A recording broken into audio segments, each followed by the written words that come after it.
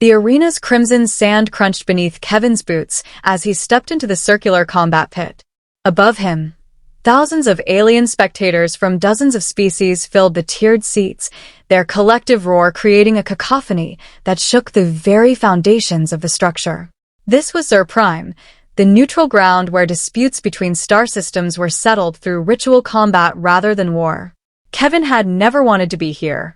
He was just a cargo pilot ferrying supplies between human colonies.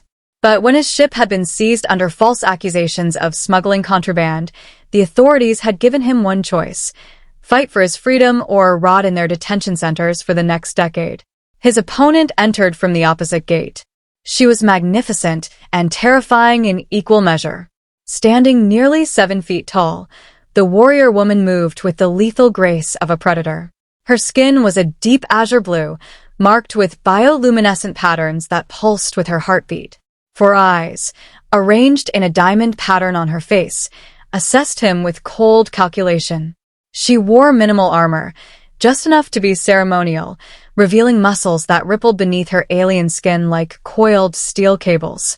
This was Mia Aesh of the Krell Empire, a champion who had never lost a duel. The Krell were known throughout the galaxy as the most formidable warriors, their entire civilization built upon martial prowess and honor in combat. Human, her voice boomed, translated instantly by the neural implant behind Kevin's ear. You face Mia Aesh, Blade of the Empress, victor of the Crimson Campaigns. Kneel now, and I will make your end swift. Kevin rolled his shoulders, feeling the familiar ache of old injuries. Thanks for the offer, but I think I'll stand. Mia's eyes narrowed. In her culture, such defiance from a smaller opponent was either supreme courage or supreme foolishness. She activated her weapon, a staff that extended from both ends, crackling with blue energy. The crowd's roar intensified. Kevin didn't carry fancy alien tech. He had his fists, his wits, and the combat training that every human who ventured into deep space learned to survive.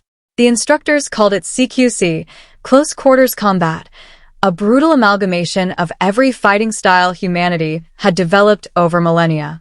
Mia charged. She was fast, faster than should be possible for something so large. Her staff whistled through the air in a complex pattern designed to overwhelm and disorient. Kevin ducked, rolled, and came up inside her guard. He drove his elbow into her ribs with all his strength. It was like hitting a bulkhead. Pain shot up his arm. Mia barely flinched. She swept her leg in a wide arc that would have decapitated him if he hadn't dropped flat to the sand. He scrambled away, his mind racing. Strength wouldn't work. He needed to be smarter. For the next several minutes, Kevin employed every trick he knew: feints, misdirection, and using her momentum against her. He was bleeding from a dozen cuts where her staff had grazed him, moving purely on adrenaline and desperation, but he was also learning her patterns, seeing the micro-hesitations before each strike. Then he saw his opening. Mia overextended on a thrust, and Kevin grabbed the staff, using it to swing himself around and deliver a kick to the back of her knee. She stumbled. In that moment of imbalance, Kevin wrenched the weapon away and tossed it beyond the arena's edge. Now they were both unarmed. Mia's expression changed from cold calculation to something approaching respect. She raised her fists in a fighting stance that was eerily similar to human boxing. You fight well for a prey species, she said. But this ends now. They clashed again, fists against fists. Kevin took 3 hits for every one he landed, but he kept moving, kept fighting. His vision was beginning to blur from blood and sweat. One of his ribs was definitely cracked, but he refused to go down. Then Mia made her mistake. She went for a grapple, trying to use her superior strength to end the fight. Kevin twisted in her grip, and his shirt, already torn from the battle, ripped completely away from his back. Mia froze. Her grip loosened instantly, and she stepped back, all her eyes wide with something that looked like shock. The crowd's noise dimmed as confusion rippled through the arena.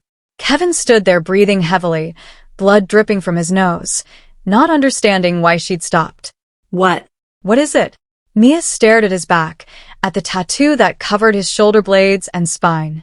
It was a phoenix, wings spread wide. rising from flames.